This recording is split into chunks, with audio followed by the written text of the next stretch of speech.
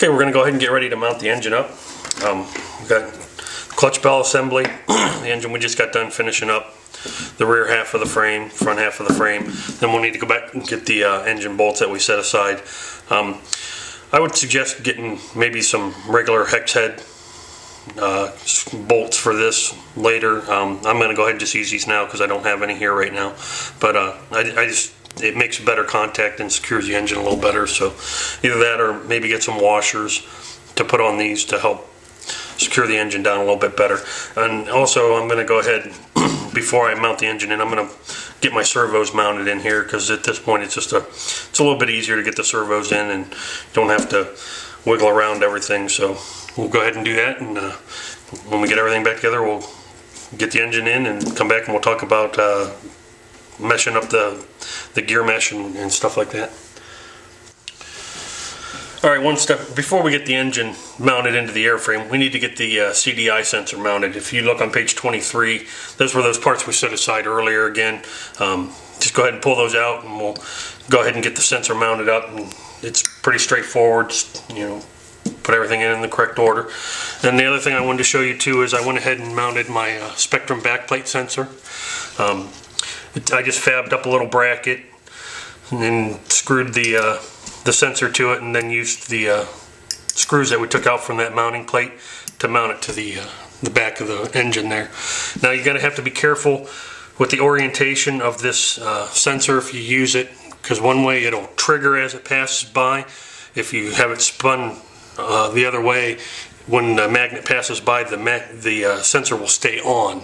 So you're going to kind of have to just hook it up and kind of spin it around and make sure you get it the right way. It's kind of hard to see and it's kind of hard to explain on video, but when you look at the backplate sensor, when you take it out of the bracket, it's kind of like a little bit of an L shape, and you want the L to be pointing out away from the engine.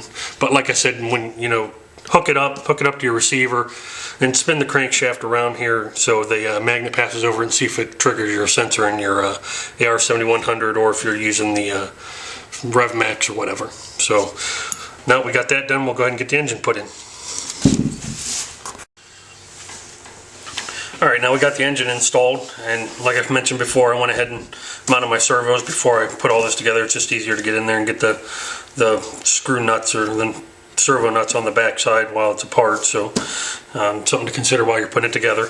I've left everything loose. Bell housing here is loose, the engine's still kind of loose, so we can set the gear mesh after we get the main gear and everything in there. Pretty straightforward. Like I said, just follow the manual and you'll get her in there. So now we're going to put the main gear assembly together, and then after that we'll go ahead and mount it up in.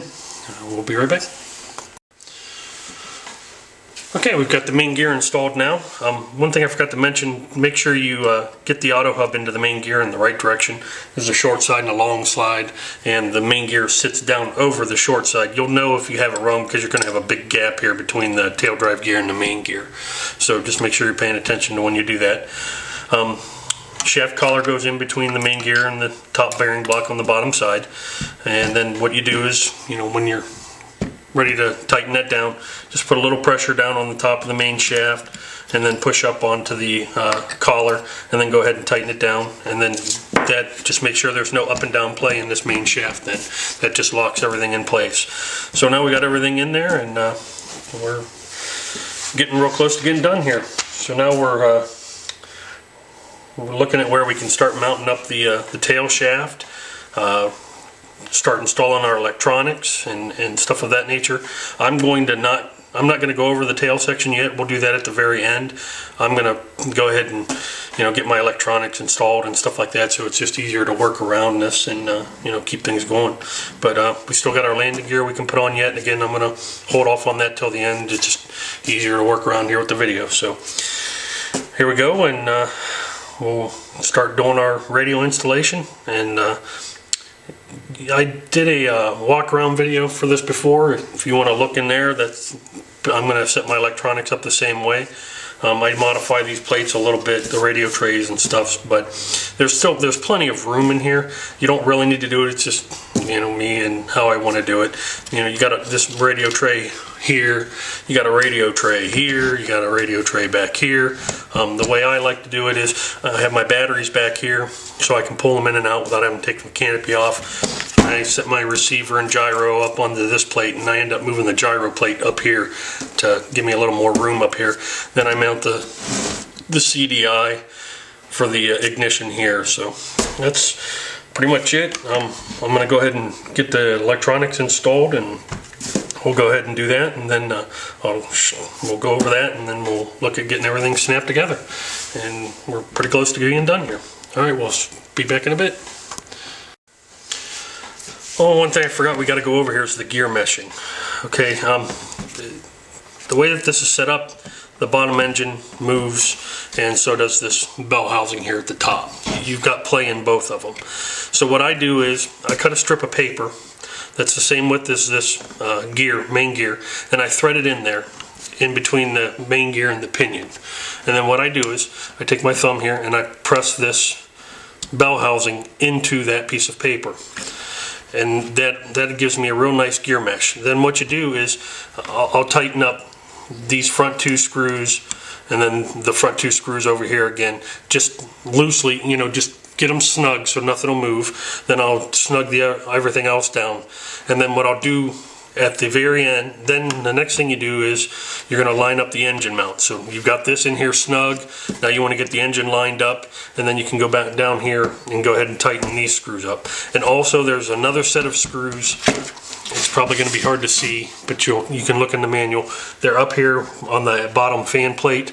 Now they've got those as those little button head screws, and it's not a straight shot in there to get to those screws. So I would recommend you definitely put some regular 2.5 millimeter cap screws in there. That way you've got a little more meat on that head to be tightening that screw up and whatnot. You definitely don't want to be crooked on any of these button head screws. You'll strip them out pretty quick.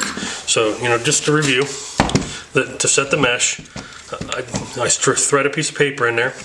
I'll push this bell housing in there and tighten the bell housing up, get it snugged.